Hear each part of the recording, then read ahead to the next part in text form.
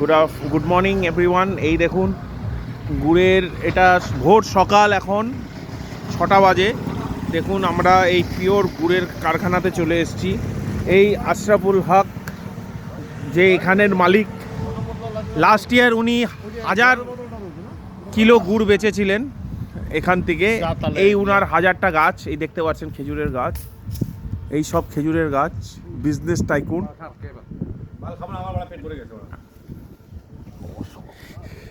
এই হলো Ashraf Malik, the king, the king of good.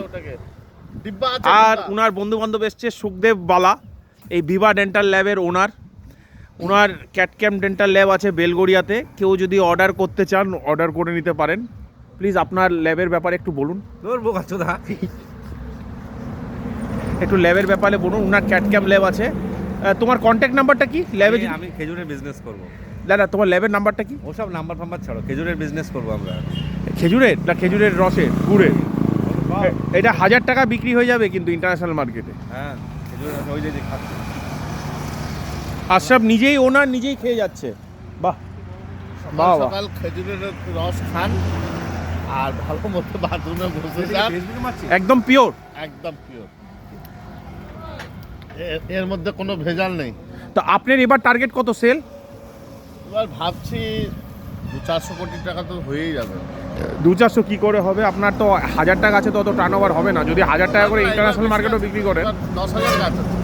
বাহ, টোটাল এরিয়াটা দেখলে কিন্তু অনেক, মানে এখানে প্রায় 100 একর জমি আছে। বাহ, পুরো 100 একরের মধ্যে এরকম 10 জন আছে এদের মতো। এই কাজগুলো আমাদের এই রাজেশ করে। দেখুন এই যে রাজেশ সব কাজগুলো করছে। এই যে গুড় জাল হচ্ছে, একদম 100% পিওর গুড়, খেজুরের গুড়। আর এই যে খেজুরের রস দেখতে পাচ্ছেন, এটা একদম পিওর, নো ভেজাল।